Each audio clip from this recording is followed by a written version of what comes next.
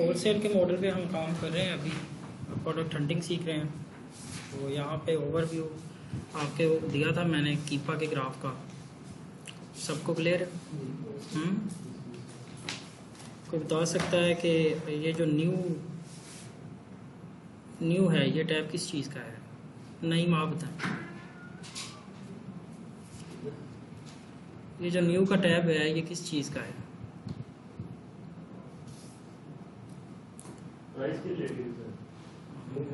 Product cell कर रहे हैं, न्यू में है या यूज में? वजन आप कल नहीं ना आए थे, तुक्के ना लगाएंगे आप हैं। नहीं भाई मेरे ये लिस्टिंग की प्राइस है। लिस्टिंग की प्राइस कितनी? इस पे कर्सर लेके जाएंगे तो यहाँ पे नीचे डेट दी हुई है 11 अगस्त। 11 अगस्त को इस लिस्टिंग की प्राइस क्या थी? 23.95 थी। ठीक है, लिस्टिंग की प्राइस और बाय बॉक्स की प्राइस में क्या फ़र्क है वो बता सकते हैं?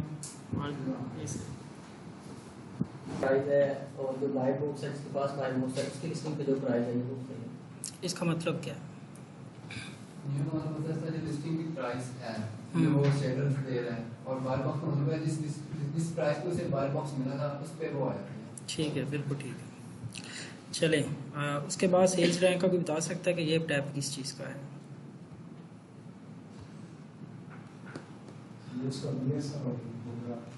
अब हाँ, BSR स्टैंड्स फॉर बेस्ट।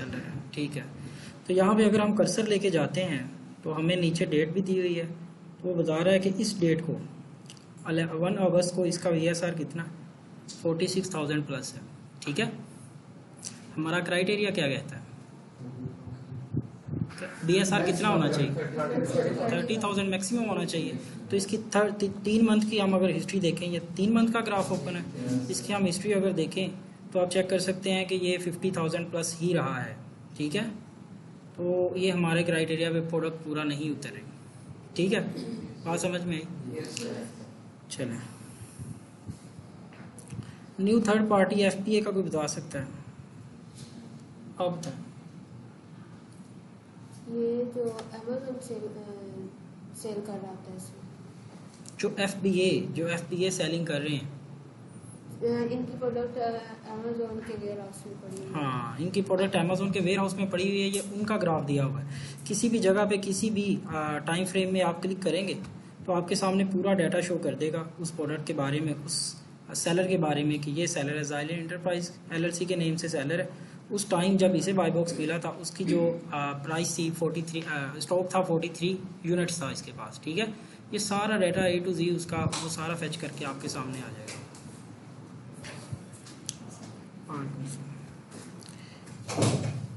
अच्छा, न्यू ऑफर काउंट कोई बता सकता है क्या चीज़ है? इसमें वो जो सेलर्स होते हैं वो काउंट करते हैं क्या कि कितने सेलर्स हैं कि हिस्ट्री में इस लिस्टिंग पे कितने सेलर्स आ चुके हैं। जो हमारा क्राइटेरिया वो कितने सेलर्स कहता है?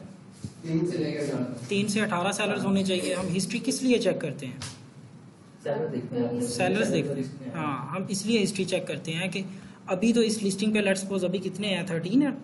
13 लोग बैठे हुए हैं, सेलर सेल कर रहे हैं। हम हिस्ट्री इसलिए चेक करते हैं कि हो सकता है कि अभी के लिए 13 हो, बट आज से 1 मंथ पहले इस पे 50 थे लेकिन वो आउट ऑफ स्टॉक चले गए हैं बाकी सारे।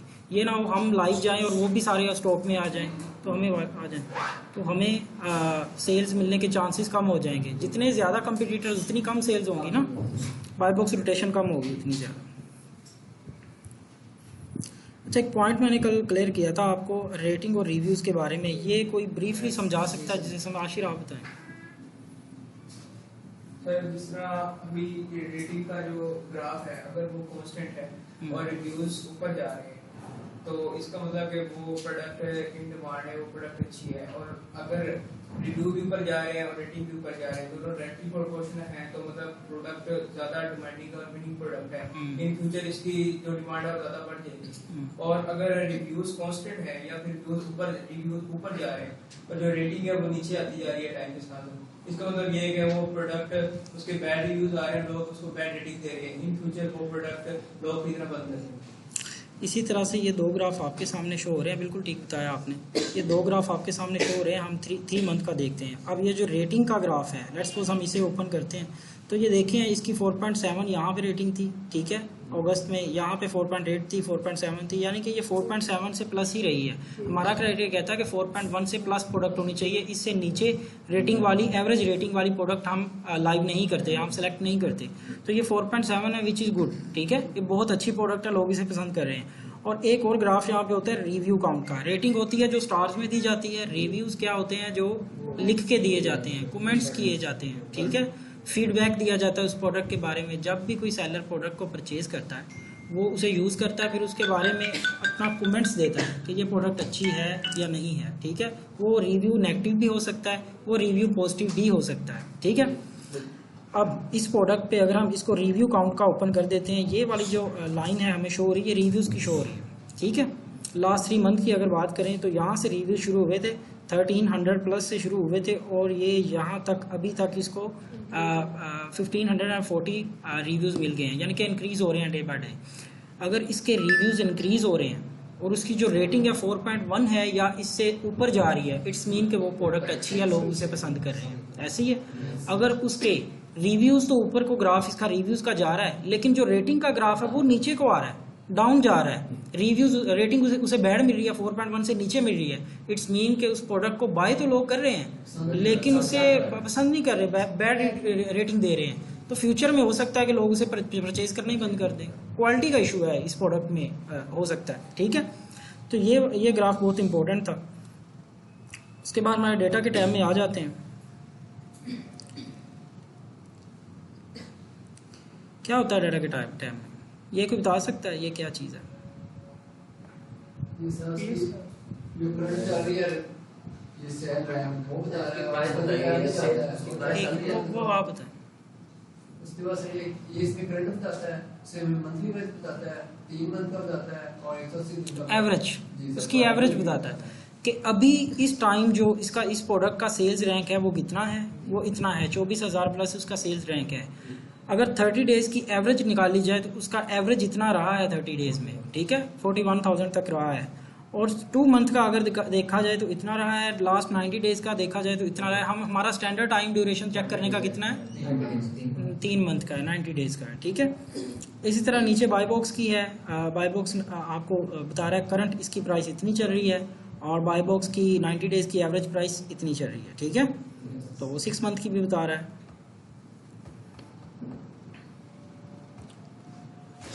बाय बॉक्स की रोटेशन,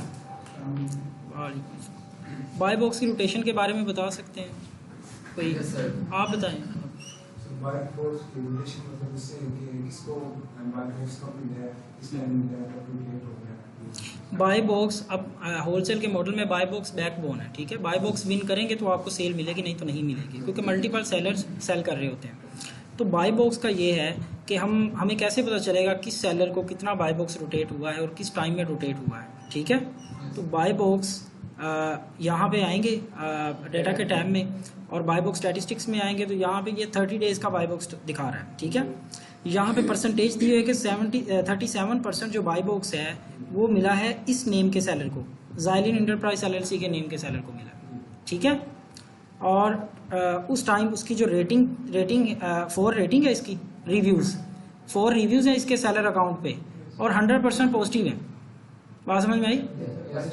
और ये क्या कर रहा है, FBA कर रहा है। अगर वो FBM कर रहा हो तो ये टिक मार्क नहीं होगा यहाँ पे, ठीक है। और उस टाइम उसका स्टॉक कितना है, 29, और एवरेज सेलर्स उस पर कितने, 13 है, ठीक है। बात समझ में आ गई। इसी तरह दूसरा 24% इस सेलर को मिला हुआ है और इसकी 98% पॉजिटिव रेटिंग है आउट ऑफ 312, ठीक है। और आगे भी दिया हुआ कि लास्ट इसने बाय बॉक्स कब वॉन किया था, कब विन किया था इसने लास्ट बाय बॉक्स, ये डेट दी हुई है और साथ में टाइम भी दिया हुआ है, साथ में डेज भी दिए हुए हैं कि 2 दिन पहले किया था, 9 दिन पहले किया था, 7 दिन पहले इसने किया था, ठीक है। तो ये सारी डिटेल्स यहाँ पे दी हुई है। इसी तरह 90 डेज़ का अगर आपने चेक करना है तो 90 डेज़ का चेक कर सकते हैं कि 90 डेज़ में किसको कितना मिला, ठीक है। इसमें कोई कन्फ्यूजन है किसी को?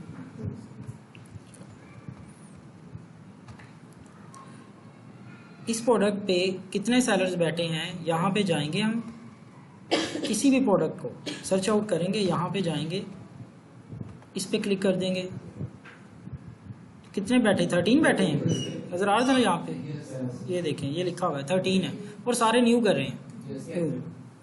अब इस पे क्लिक करते हैं हम, और यहाँ पे फिल्टर आउट करने वाला कि इसमें हमें कैसे पता चलेगा FBA कितने कर रहे हैं और FBM कितने कर रहे हैं। ठीक है, फिल्टर के टैब में जाएंगे, इस पे क्लिक करेंगे, और प्राइम का चेक किन्हें मिलता है, जो FBA करते हैं उन्हें प्राइम का चेक अमेज़न देता है। यहाँ पे क्लिक कर देंगे, और हमारे कंपटीटर्स कौन है, न्यू वाले जो न्यू दे रहे हैं, उस पर क्लिक कर देंगे। ठीक है, तो यहाँ पे उसने सारे कितने शो कर दिए, ये देखिए प्राइम का चेक भी लग गया और न्यू का चेक भी लग गया, और 12 हैं जो FBA कर रहे हैं और न्यू प्रोडक्ट सेल कर रहे हैं। बात समझ में आई?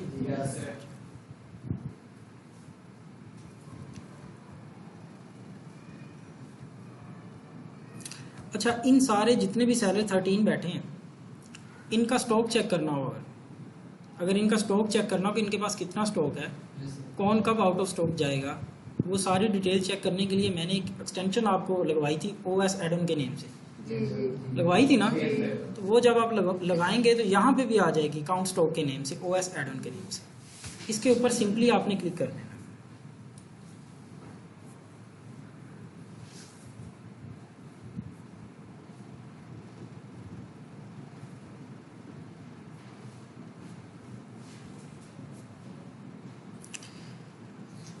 ये जितने सेलर्स बैठे होंगे उन सब का डाटा फैच करेगा, सेलर का नेम, उसकी क्वांटिटी कितनी है उसके पास, 8 यूनिट्स हैं उसके पास सिर्फ इस टाइम, उसकी जो प्राइस है वो इतनी है $23.94, और वो FBA कर रहा है या FBM कर रहा है, वो यहाँ पे आ जाएगा। ठीक है, अगर अमेज़ोन है तो AMZ आ जाएगा। अमेज़ोन का स्टॉक, अमेज़ोन अपना स्टॉक दिखाता है किसी को, नहीं दिखाता, अमेज़ोन का स्टॉक नहीं नज़र आएगा आपको।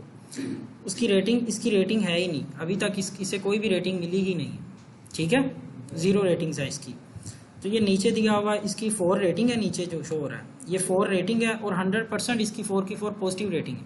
ठीक है, इसी तरह ये नीचे वाले की है 11 और 91% पॉजिटिव है, इसकी 19 है। तो ये सारा इसका ये न्यू सेल कर रहा है। ठीक है, कंडीशन न्यू है, और डिलीवरी कब दे रहा है, वो डिलीवरी है, अगर आज ऑर्डर मिलेगा उसे तो अगस्त 10 को वो डिलीवर होगा, उस बाहर के घर पे जाएगा।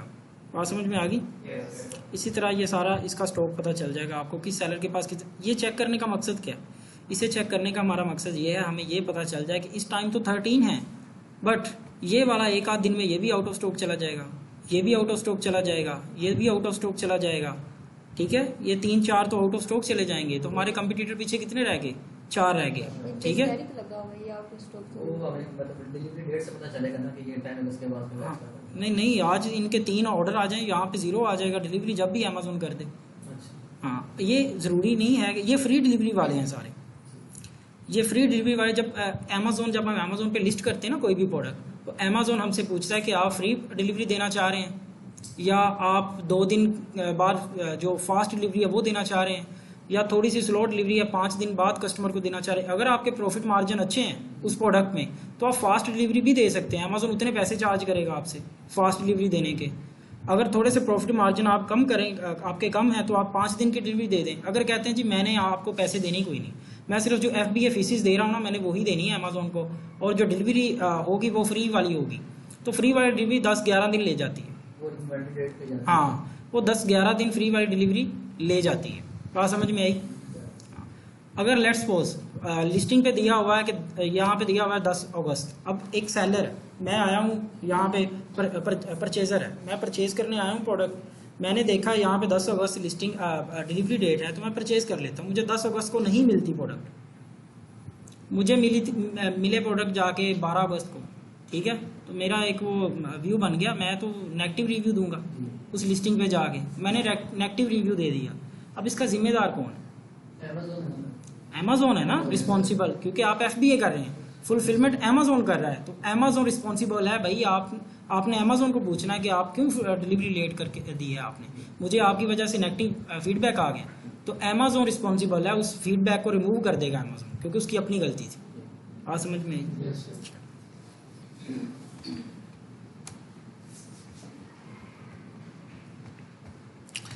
अच्छा, अब हम ना प्रोडक्ट हंटिंग की तरफ आते हैं। ये सारा ओवरव्यू आपको कीपा का पता चल गया, कीपा की वेब का भी पता है ना, कीपा की वेब का।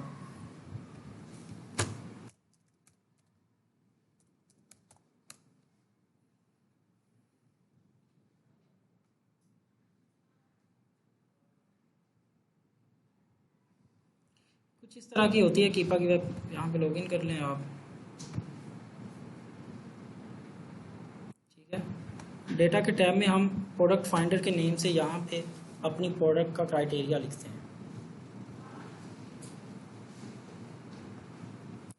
यहाँ, ठीक है, प्रोडक्ट का क्राइटेरिया। लेकिन ये बहुत ना, वो क्या कहते हैं, पुराना तरीका है और काफ़ी टाइम टेकिंग है।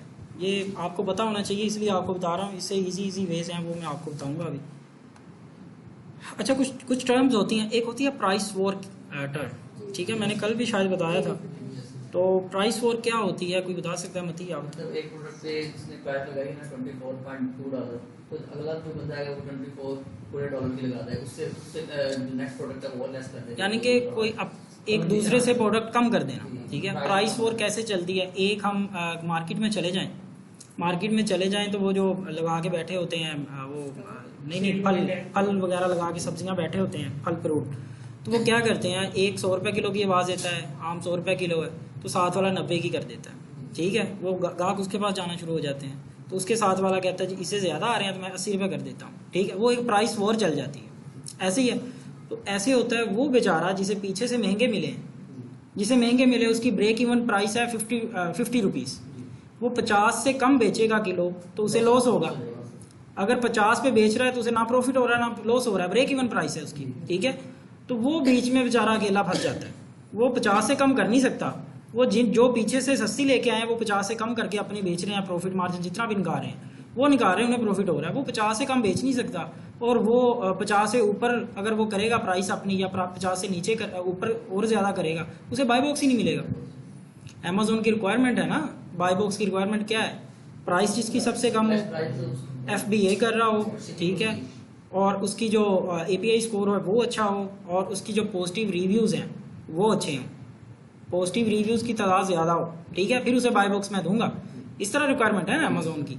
तो एक बंदे की इनमें से चले वो सिर्फ FBA कर रहा है, ठीक है, और उसकी ब्रेक इवन प्राइस 50 रुपये है, बाकी सारे उससे कम बेच रहे हैं और बाय बॉक्स ले रहे हैं, मज़े कर रहे हैं। वो अकेला बैठा हुआ है और वो शाम तक बैठा, उसके पास कोई गाहक ही नहीं आ रहा। इसे बोलते हैं प्राइस वॉर। बिल्कुल इसी तरह के यहाँ पे 13 लोग बैठे हैं, सेल कर रहे हैं, 13 लोग बैठे हैं यहाँ पे। अब एक बंदा लालची बीच में आता है, वो कहता है कि यार सबकी प्राइस चलें। अच्छा, इन सब की प्राइस ना कुछ सेंट्स में एक दूसरे से कम ज़्यादा हो सकती है, इतनी कम नहीं करते, क्योंकि वो ब्रेक इवन से नीचे चले जाते हैं, फिर लॉस में चले जाते हैं।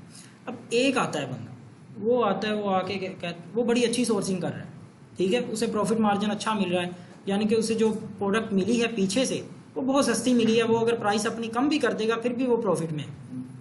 वो क्या करेगा, वो आके अपनी प्राइस कम कर देगा उन सब से, ठीक है। $15 में प्रोडक्ट लिस्ट हुई है, ये प्रोडक्ट है लेट्स सपोज 23.94, ठीक है। वो आएगा, वो आके कहता है मैं 20 में बेच रहा हूँ, वो 20 लगा देता है, तो बाय बॉक्स किसे मिल जाएगा? उसे मिल जाएगा बाय बॉक्स, कम प्राइस है उसकी, कुछ रिव्यूज़ भी उसके पास होंगे, वो 20 पे करेगा, उसे बाय बॉक्स मिल गया। अब जो बाकी बैठे हैं वो देखते रहेंगे, 2 दिन हो गए बाय बॉक्स इस भाई के पास है, हम क्या करें? तो वो एक उठेगा उनमें से, वो कहेगा अच्छा तुमने 20 किया, मैं 19.5 कर देता हूँ, ठीक है, बाय बॉक्स उसे मिल जाएगा। तो कोई तीसरा उठेगा, वो कहता अच्छा ये दोनों आपस में खेल रहे हैं, मैं भी खेलता हूँ इनके साथ, वो अपनी 19 कर देगा। इस तरह वो सारे एक दूसरे को देख के ना कि इसे बाय बॉक्स मिल रहा है, इसने प्राइस कम की है, मैं भी करता हूँ। तो इस तरह से एक प्राइस वॉर चल जाती है उस लिस्टिंग पे। तो जब प्राइस वॉर चलती है, इसमें फ़ायदा किसी का नहीं होता, प्राइस वॉर में फ़ायदा किसी सेलर का नहीं होता, ठीक है। सबको कभी ना कभी जाके अपनी ब्रेक इवन प्राइस पे नीचे करनी ही पड़ती है प्राइस। बात समझ में आई? तो ओवरऑल वो प्रोडक्ट जो लिस्टिंग जिस पे प्राइस वॉर चल रही है, वो लिस्टिंग को हमने छोड़ देना। बात समझ में आई?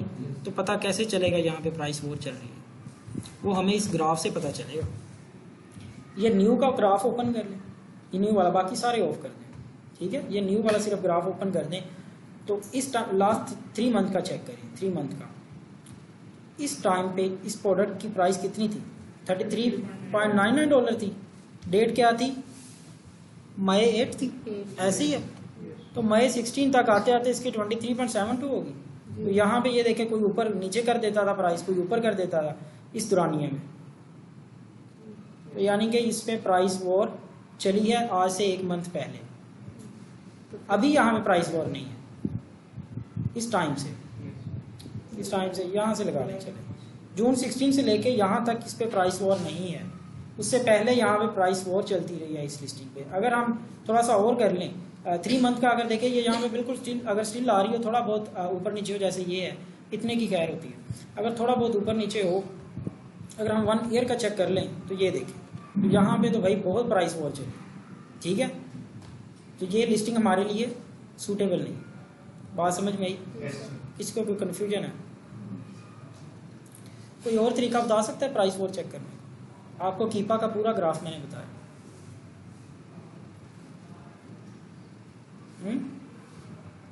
नहीं बता सकता। जो बाय बॉक्स की अगर ग्राफ हम ओपन कर दें तो यहाँ से नहीं पता चल जाएगा प्राइस वॉर का? हाँ, पता चलेगा कि नहीं? कैसे पता चलेगा? ये बाय बॉक्स की प्राइस बता रहा है ना। हाँ, किस प्राइस के साथ था उस टाइम पे। अच्छा, यहाँ पे ये वाला जो है इस टाइम पे ये बाय बॉक्स शो ही नहीं हो रहा, इसका क्या मतलब?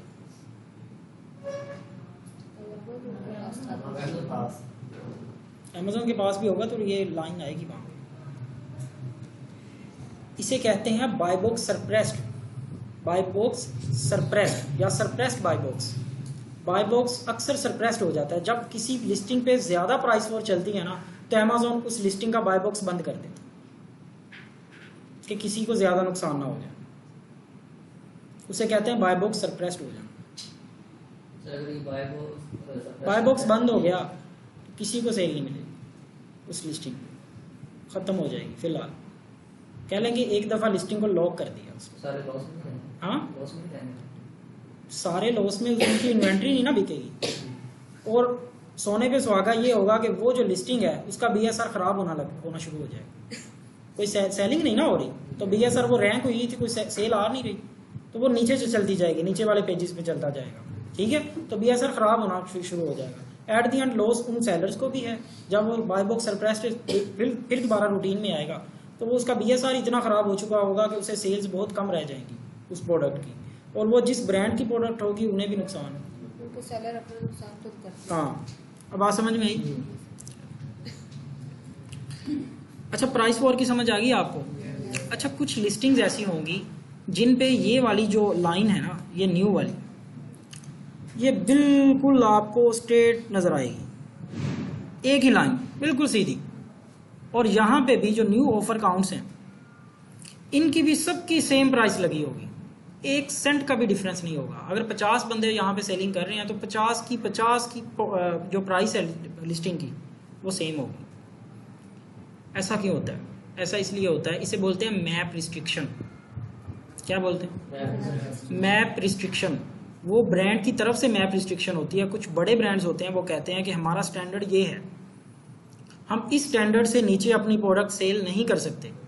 तो अगर आपने हमसे इन्वेंट्री लेनी है तो आपको हमारी ये मैप रिस्ट्रिक्शन फॉलो करनी होगी। वो एक कॉन्ट्रैक्ट साइन करवाते हैं कि आप इस प्राइस से नीचे प्राइस नहीं कर सकते, आपने इतनी प्राइस में ही बेचनी है प्रोडक्ट। बात समझ में आई? तो उसे मैप रिस्ट्रिक्शन बोलते हैं ब्रांड की तरफ से। तो हम अगर यहाँ पे कोई सेलर अपनी प्राइस उस मैप रिस्ट्रिक्शन से कम करेगा तो वो ब्रांड उसे फौरी मेल कर देगा, या तो अपनी प्राइस उतनी करो, नहीं तो आप अपनी लिस्टिंग, हमारी लिस्टिंग से चले जाओ, ठीक है। तो यहाँ पे प्राइस वॉर नहीं चल सकती, उसे बोलते हैं मैप रिस्ट्रिक्शन। क्लियर हो गया?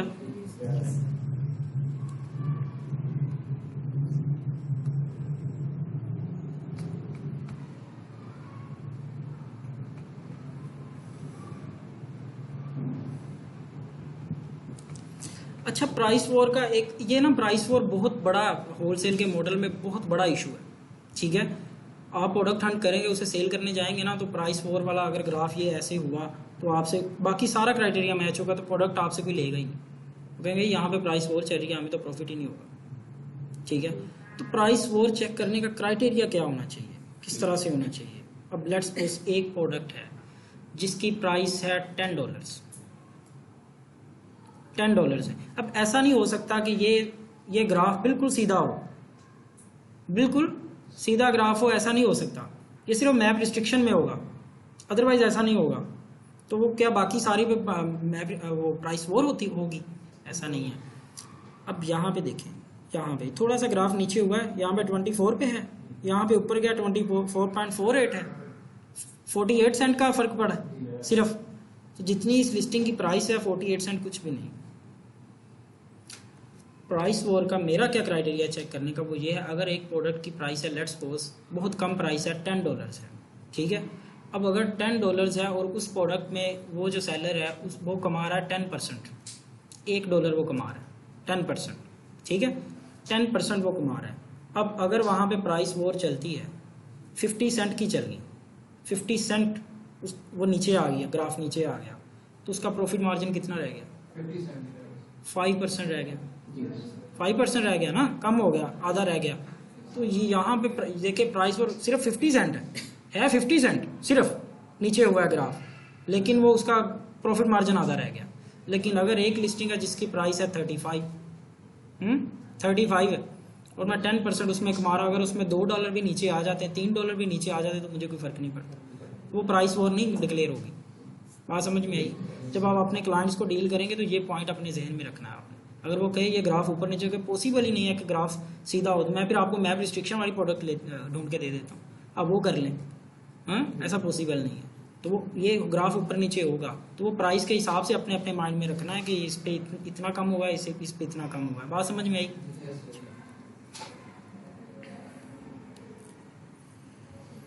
ये वेयर हाउस डील्स क्या है, कोई बता सकते हैं? सर अमेज़न जो हमारी इन्वेंट्री रखता है और वो खराब हो जाती है या टूट जाती है, तो हमसे पूछता है कि उसका क्या नाम कहते हैं, फैक्ट्री से वो अपने वेयर हाउस में रखकर उसे यूज में बेच कर जाता है, इसमें वो शो होता है। वो शो होते हैं। अच्छा, अमेज़ोन पे जब भी हम ऑर्डर सेलिंग करते हैं अमेज़ोन पे, बाहर के पास प्रोडक्ट जाती है, वो उसे 2-3 दिन यूज़ करता है, ऐसे ही है। उसे प्रोडक्ट पसंद ना आए तो वो वापस रिटर्न करता है, वो रिटर्न करता है, अमेज़ोन जाता है, उससे प्रोडक्ट लेके आता है वापस उसके घर से। अब अमेज़ोन हम उसे ओपन करके देखेगा उस प्रोडक्ट को कि क्या ये वाकई प्रोडक्ट डैमेज है या इसकी क्वालिटी अच्छी नहीं है।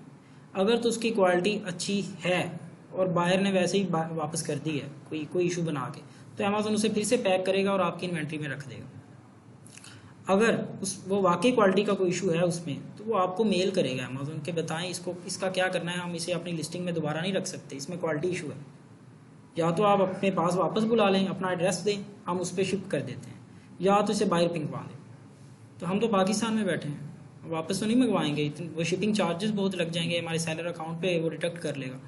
तो हम उसे अमेज़ोन को ये कहते हैं कि इसे बाहर फेंक दे। वो बाहर फेंकने के भी 10 सेंट लेता है अमेज़ोन, 10 सेंट बाहर फेंकने के, और वो बाहर फेंकता भी नहीं है उस प्रोडक्ट को, उसे अपने रख लेता है वेयर हाउस में और उस कैटेगरी में रख लेता है। वो इलेक्ट्रॉनिक्स के रिलेटेड है प्रोडक्ट, वो उठाएगा, वो इलेक्ट्रॉनिक्स के रिलेटेड प्रोडक्ट का जो कार्टन है उसमें रख लेगा, ठीक है। और फिर उनकी नीलामी होती है उन कार्टन्स की, वो जो मिलते नहीं है ऊपर से, बस पाकिस्तान में भी अक्सर मिलते हैं लाहौर में, ऊपर से थोड़ा सा देख लें कि क्या है, नीचे में जो निकला है आपकी किस्मत, हाँ, उनकी नीलामी होती है, हाँ? इस तरह से वो बेचता है और ये वेयर हाउस में यहाँ पे भी लगा के यूज्ड में बेचता है वो। बात समझ में आई? कुछ इस तरह का सीन है। उसमें तो अमेज़न को फायदा होगा। हाँ, वो हर तरह से पैसे कमा रहा है ना अमेज़ोन।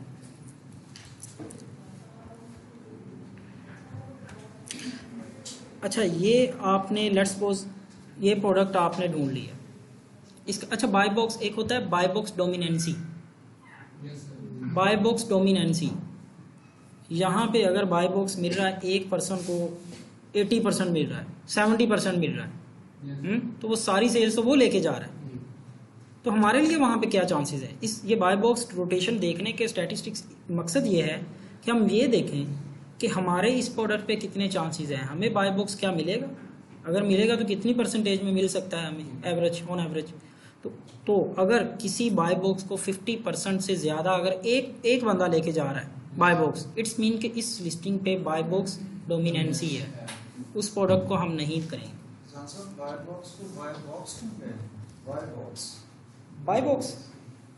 बाय बॉक्स होलसेल के मॉडल में आपको बताता हूँ, ये वाला जो टैब है ना हमारे सामने सर, ये बाय बॉक्स है, ये सारा टैब बॉक्स करने की कोई जरूरत नहीं। मैं बताता हूँ आपको। एक लिस्टिंग है, ये वाली प्रोडक्ट है, इस लिस्टिंग को मल्टीपल सेलर सेल करते हैं। यहाँ पे वो यहाँ पे शो होते हैं, 13 शो हो रहे हैं यहाँ पे। 13 सेलर्स इस लिस्टिंग को, इस प्रोडक्ट का स्टॉक अमेज़न के वेयर हाउस में रख के सेलिंग कर रहे हैं, ठीक है। अब यहाँ पे एक सेलर आता है और आके यहाँ से प्रोडक्ट बाय करता है, ऐड टू कार्ट करता है या बाय नाउ करता है। तो इन 13 में से सेल किसको जाएगी? उसे अमेज़न एक बाय बॉक्स का नाम देता है कि मैं एक टर्म रख रहा हूँ बाय बॉक्स। उस टाइम पे जब किसी ने आके यहाँ पे ऐड टू कार्ट किया है, बाय बॉक्स जिसके पास होगा सेल सिर्फ उसे जाएगी उन 13 में से। और at a time, same time में एक बंदे के पास ही बाय बॉक्स हो सकता है। तो अभी इस बंदे के यहाँ पे बाय बॉक्स किस बंदे के पास है वो यहाँ पे शो होता है। यहाँ पे ships from Amazon sold by, ये सोल्ड कर रहा है, इस टाइम बाय बॉक्स इस बंदे के पास है। जो इस टैब में जिसका नाम शो हो रहा है ना, वो बाय बॉक्स उसके पास होता है, बाय बॉक्स उसका है। अब अगर मैं यहाँ पे बाय नाउ करूँगा, सेल सिर्फ इस बंदे को जाएगी, बाकी 12 को नहीं जाएगी। इसलिए अमेज़न ने एक बाय बॉक्स की टर्म रखी हुई है होलसेल के मॉडल में। प्राइवेट लेबल के मॉडल में ये नहीं होता, ठीक है। तो इसलिए ये बाय बॉक्स का लफ्ज़ बहुत ज़्यादा यूज़ हो रहा है। होलसेल में जो सारी सेलिंग का लुबे लुबाब है ना, वो बाय बॉक्स है। अगर आपको बाय बॉक्स ही नहीं मिलेगा तो आप बैठे रहें।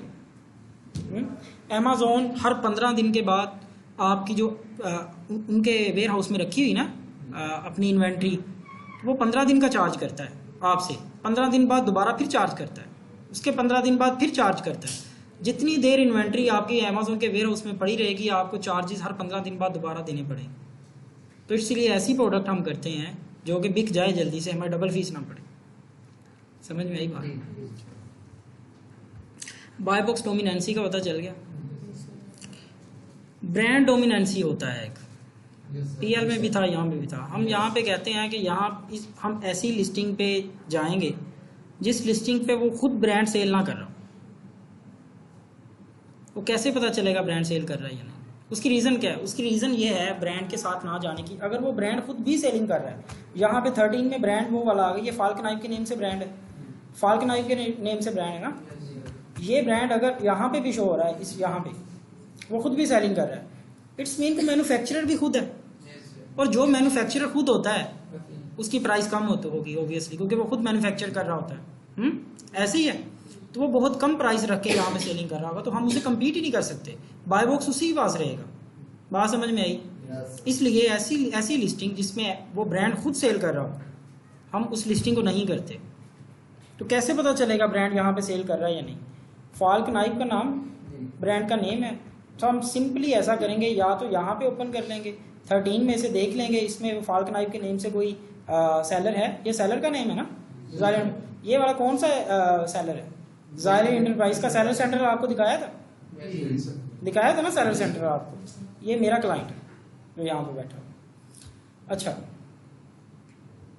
यहाँ पे देख लेंगे कि कोई फाल्क नाइफ के नेम से सेलर है, नहीं है, इट्स मीन यहाँ पे नहीं सेलिंग कर रहा। लेकिन ऐसा भी तो हो सकता है ना वो आउट ऑफ स्टॉक चला गया, उसकी इन्वेंट्री अमेज़न के वेयर हाउस में दोबारा से जा रही हो, वो ना हम लाइव हों और वो भी साथ में आ जाए, हम कंपीट न कर पाए। तो उसमें हम जाएंगे बाय बॉक्स स्टैटिस्टिक्स में। बाय बॉक्स स्टैटिस्टिक्स में जाएंगे, 30 डेज के बजाय हम 90 डेज का चेक कर लेंगे। अगर यहाँ पे वो ब्रांड सेलिंग कर रहा होगा तो उसे बाय बॉक्स भी रोटेट होता ही होगा ना, बल्कि ज़्यादा होता होगा सबसे, तो वो यहाँ पे उसका नाम भी लाजमी आएगा इन स्टैटिस्टिक्स में। तो यहाँ पे देख लेंगे ऐसा कोई है ब्लू नाइफ के नेम से, ऐसा कोई भी नहीं, ठीक है। आपने 90 डेज का चेक करना, 180 डेज का नहीं चेक करना। हो सकता है 6 मंथ पहले इसका नाम आ जाए, यहाँ पे वो सेल कर रहा हो 6 महीने पहले, बट अब उसका इंटरेस्ट नहीं रहा, वो उसने छोड़ दिया सेल करना, वो अपने जो डिस्ट्रीब्यूटर्स हैं उन्हें अपने प्रोडक्ट्स बस देगा। बात समझ में आई? तो आपने 90 डेज हमारा स्टैंडर्ड साइज होता है देखने का, ड्यूरेशन, ठीक है। बाय बॉक्स डोमिनेंसी कितनी परसेंटेज पे होती है? 50%। अगर उससे कम कोई लेके जा रहा है, अच्छा बाय बॉक्स डोमिनेंसी ऐसे भी है, अगर 40% 2 लोगों को मिल रहा है तो फिर भी बाय बॉक्स डोमिनेंसी है ना, 2 लोग ही लेके जा रहे हैं, ठीक है। कोई ऐसा नहीं है कि 50% एक वो एक लाइन ड्रॉ हो गई है, तो इससे कम या ज़्यादा नहीं, ठीक है। अगर 40 के 2 लेके जा रहे हैं, पीछे 20% बच गया ना, तो फिर फ़ायदा कोई नहीं उस लिस्टिंग का। अब यहाँ पे अमेज़ॉन अगर सेलिंग कर रहा हो उस प्रोडक्ट, होलसेल के मॉडल में अमेज़ॉन खुद भी आपका कंपटीटर बन जाता है। वो ब्रांड से कांटेक्ट करता है, उससे इंफॉर्मेशन लेता है, ठीक है, उससे ऑथराइजेशन लेटर लेता है, उसकी प्रोडक्ट परचेज करता है और अमेज़ॉन के वेयर हाउस पहुँचा देता है, ठीक है। अब उसका अपना ही वेयर हाउस है एक्चुअली। अब वो यहाँ पे आएगा मी टू लिस्टिंग करके आपके साथ बैठ जाएगा। अब जो अमेज़ॉन है उसे ना तो कोई रेफरल फीस पड़ रही है खुद की, ना तो उसे कोई स्टॉक कीपिंग फीस पड़ रही है, उसका अपना है ना। मेरे घर में मुझे कोई रेंट ले सकता है मुझसे?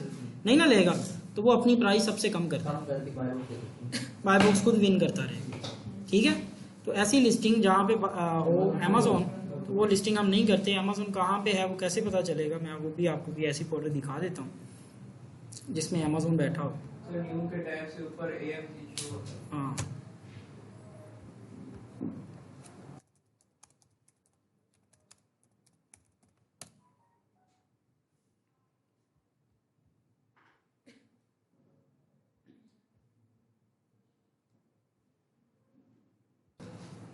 हाँ, कोई क्वेश्चन नहीं। वो जो रेटिंग की बात की ना, वो ये की है कि इतनी रिव्यूज़ रेटिंग होनी चाहिए उस लिस्टिंग में, ठीक है। वो जो क्राइटेरिया था, अब क्राइटेरिया आपके सामने।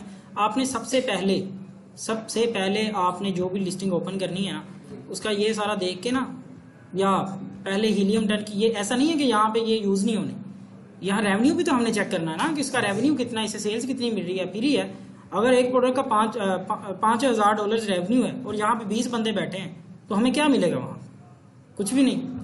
हाँ, तो यहाँ पे आपने रेवेन्यू चेक करना है कि रेवेन्यू उसका कितना अच्छा है। अगर रेवेन्यू 20,000 30,000 जितना भी लेट्स सपोज अच्छा है तो रेवेन्यू, और वहाँ पे बंदे चले 10 बैठे हैं, तो वो डिवाइड करें कि अगर हमें इतने % भी मिलता है बाय बॉक्स एक मंथ में लेट्स सपोज, तो हमारी इन्वेंट्री इतनी निकल जाएगी।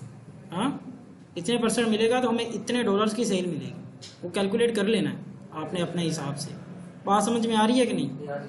हाँ, तो आपने देखना है कि 10 सेलर्स बैठे हुए हैं और इसका रेवेन्यू है 30,000 लेट्स सपोज, तो हमें इतने % मिलेगा। अगर अपना बाय बॉक्स कह लें कि हमें 5% मिलेगा, ज़्यादा नहीं मिलता, 5% मिलेगा, तो हमें कितने की सेल मिलेगी? तो आपने डिवाइड करके वो जो फॉर्मूला है परसेंटेज का, वो निकाल है ना कि इतने $, की लेट्स सपोज हमें $1,000 $1,500 की मिल जाएगी, जो कि एक प्रोडक्ट पे इनफ है। अगर $1,500 की सेल्स मिल रही है, उस प्रोडक्ट में 15% प्रॉफिट मार्जिन है, तो वो ठीक मिल रहा है। होलसेल के मॉडल में लोगों ने 500 600 प्रोडक्ट्स लिस्ट की होती हैं अपने अकाउंट में। बात समझ में आई? और इस मॉडल में, होलसेल के मॉडल में, लोग बड़ा क्विकली ग्रो करते हैं, ठीक है। रिस्क मैनेजमेंट भी बहुत कम है इसमें, और ग्रो के चांसेस भी बहुत ज़्यादा। कोई एक प्रोडक्ट ऐसी मिल जाए आपको, कोई एक प्रोडक्ट मिल जाए जिससे आप कह दे कि आपकी पूरी ज़िंदगी चेंज हो जाती है। अब मैं आपको बताता हूँ।